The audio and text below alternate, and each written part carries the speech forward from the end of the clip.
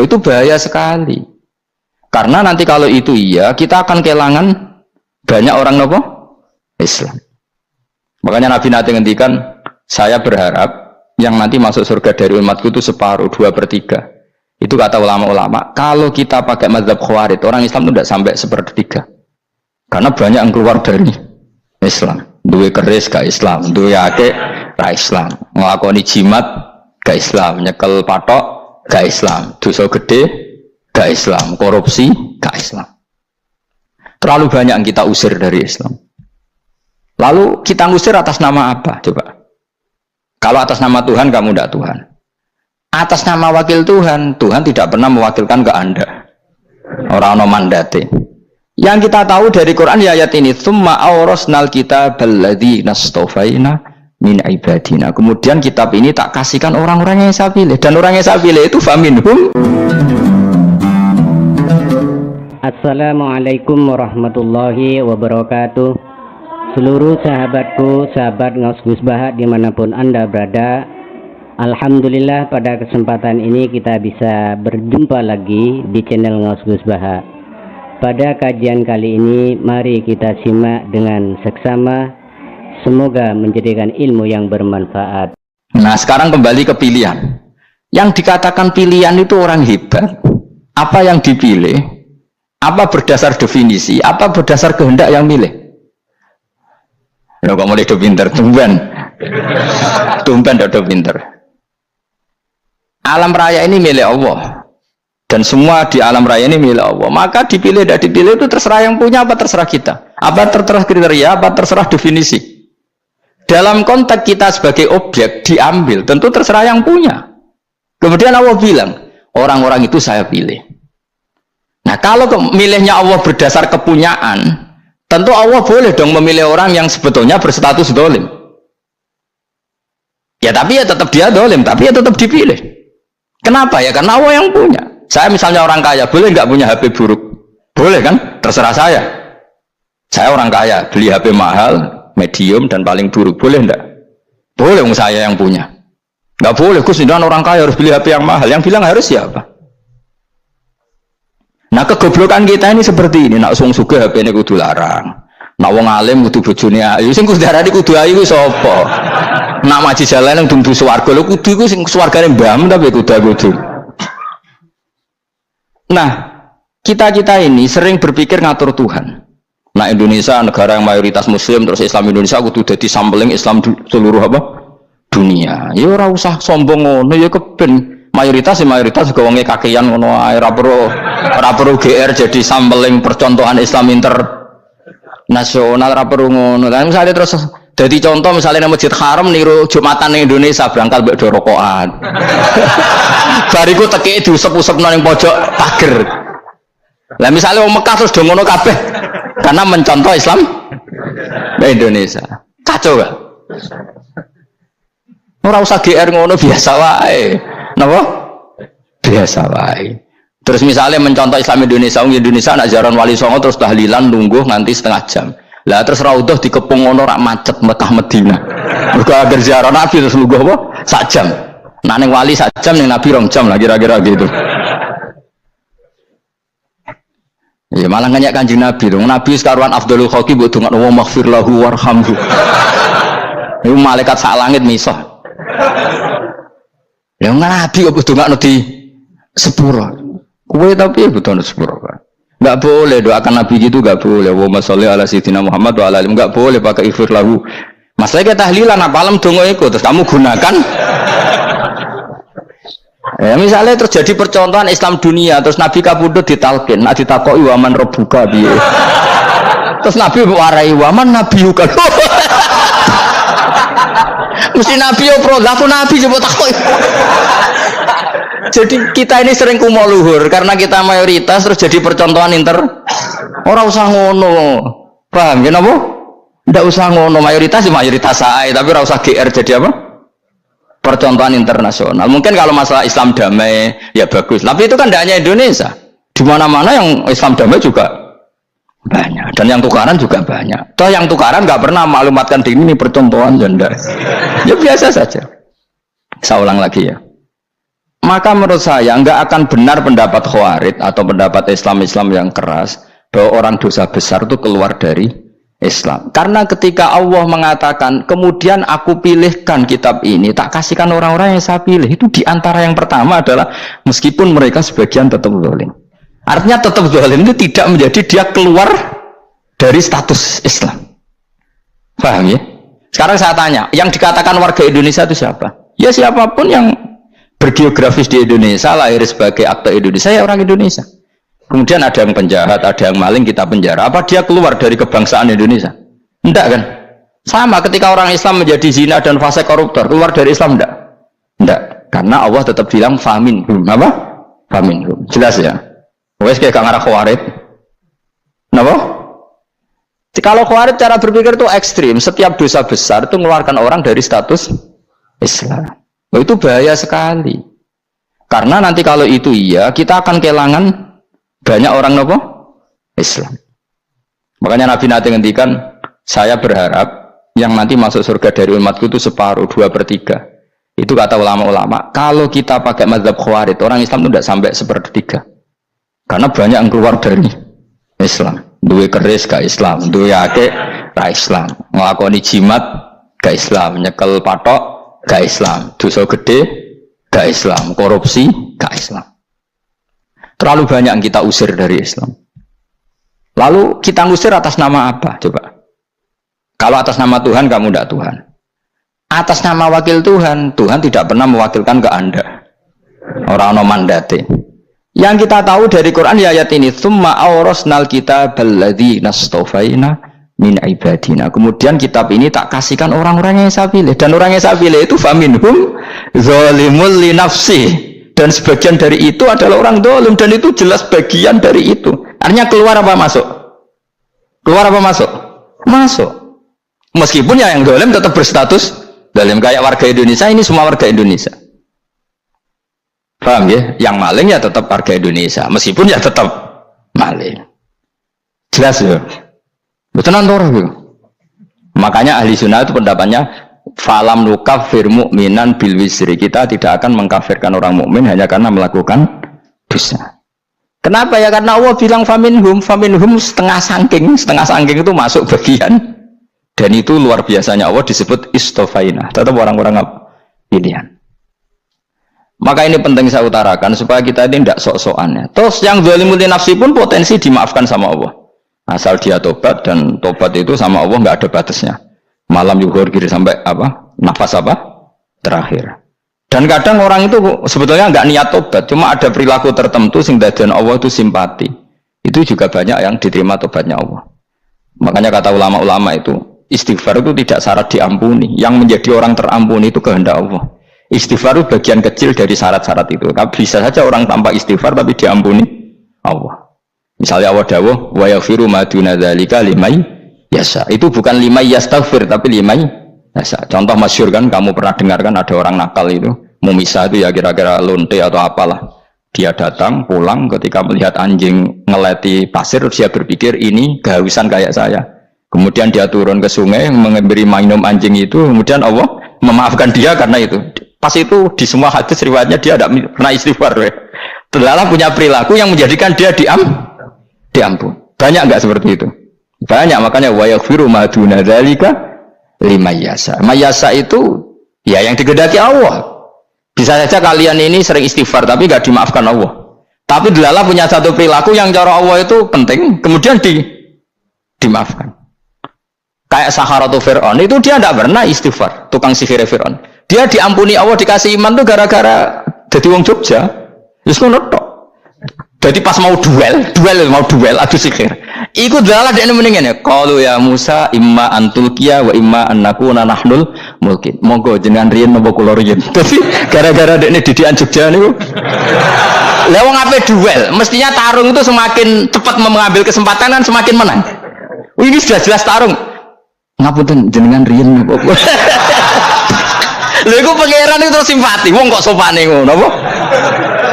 Akhirnya Allah memberi iman gara-gara apa? Imma antulqiya wa imma annakuna nahnul mulkin. Monggo jenengan riyen.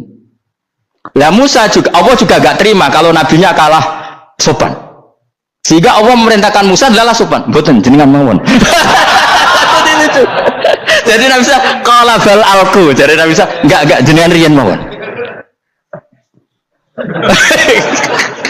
Jadi coba itu kan unik. Dia tidak ingin diampuni Allah, tapi adalah dia sebenarnya satu perilaku yang menjadikan Allah itu simpati, yaitu kesopanan dia dengan Nabi Musa. Imma antulkiya wa imma annakuna nahnul. Nabi Musa juga bilang qala bal alqu moga jenengan riyen mawon. Akhirnya sakit, dia nak ngotot.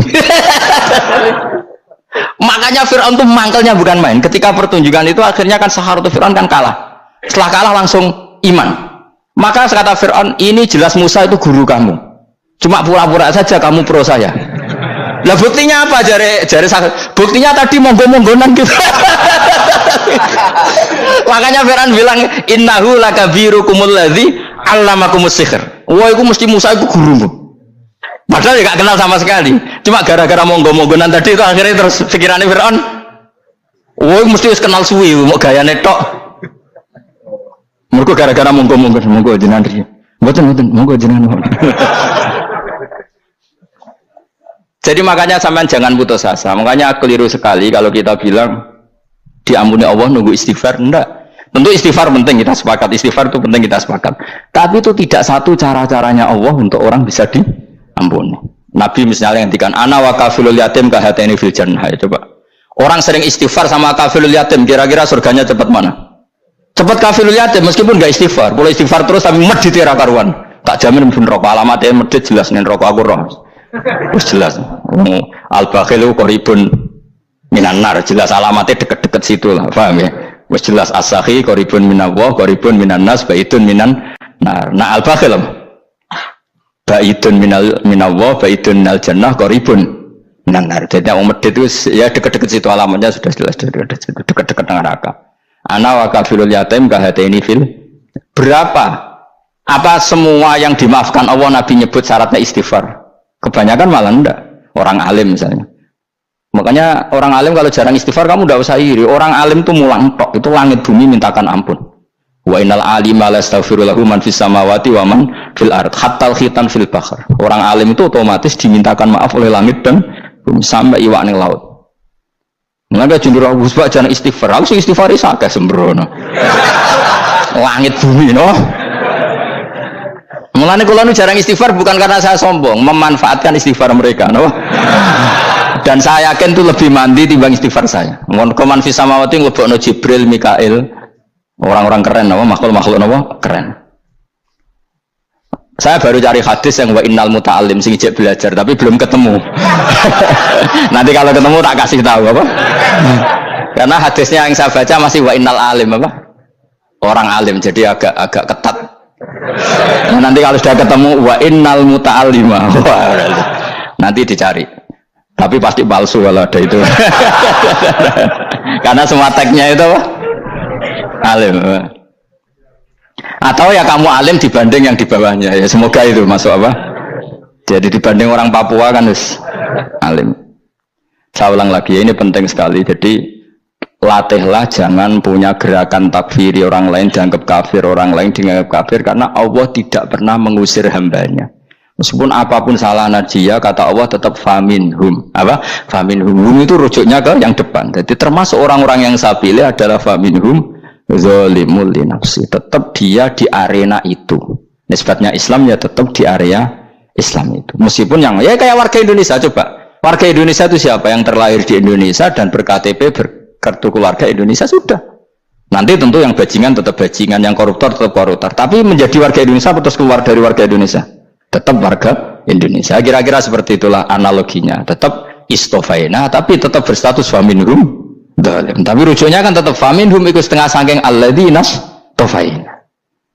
Mulane ngaji sing tenanan. Kowe ora usah anut khawarit. Khawarit ku apa? Ngamukan. Sidik-sidik wong liya salah itu apa-apaan.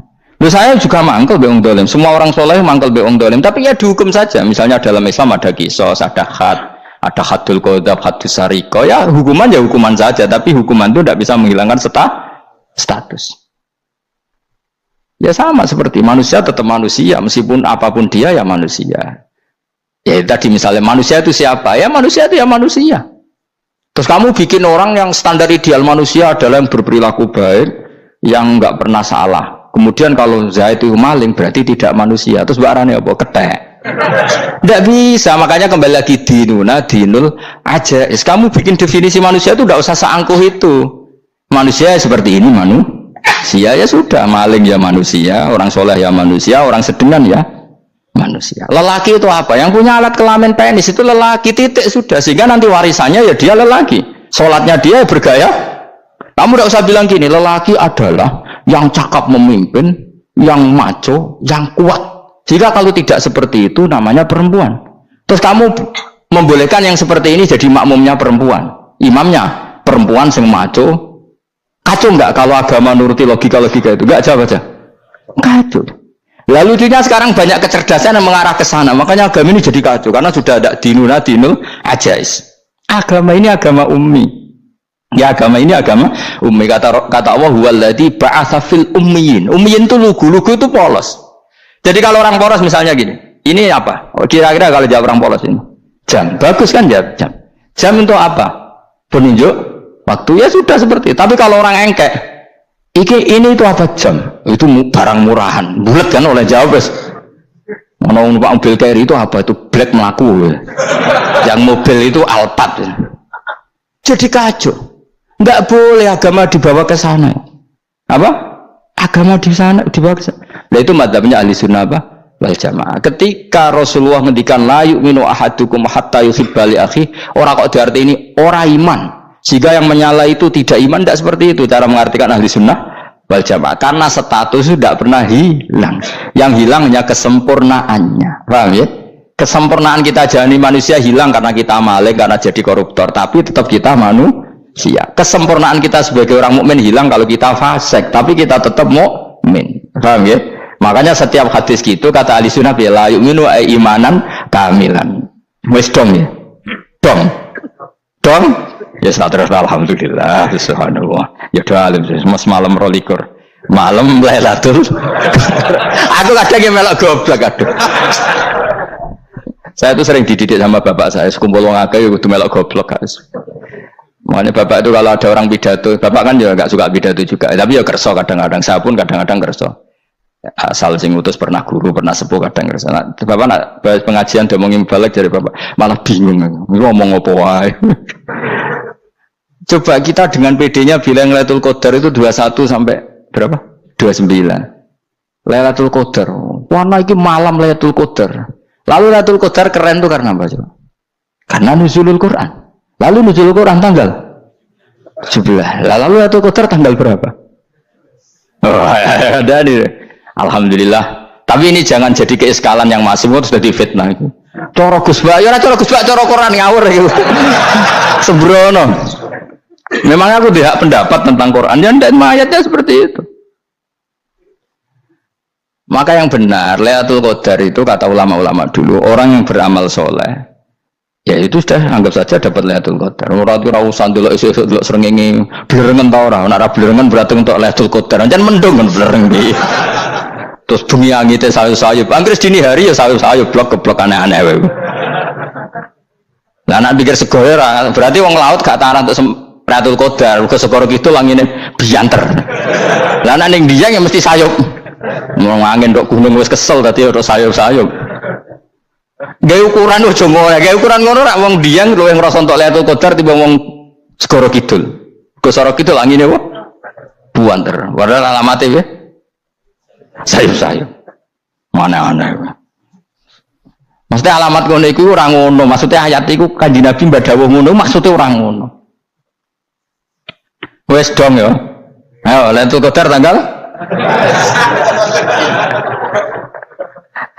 Aku seneng wong bodoh. Enak urip wis happy no? Happy. Ya saya ulang lagi ya. Jadi kejati dirian itu tidak bisa hilang dengan standar keidealan. Yang hilang itu standar apa? Keidealan. Misalnya kita maling, ya eman lah sebagai orang mukmin kok maling. Warga Indonesia kok kriminal tuh eman, tapi dia tetap orang Indonesia. Orang Islam tetap Islam meskipun dia fasik. Sebab itu Allah ngendikan faminhum zalimul li nafsi. Sebagian dari orang yang saya pilih dia adalah orang dolim. Ya dolim saja. Jangan kamu katakan kafir ya dolim saja. Dolim kira-kira maknanya kurang ajar, kacau, kriminal. Alhamdulillahirabbil alamin. Seluruh teman-teman subscriber Ngaus Gus Baha telah kita ikuti bersama pengawasan beliau. Semoga seluruh yang beliau sampaikan menjadikan ilmu yang bermanfaat bagi kita semua. Amin ya rabbal alamin.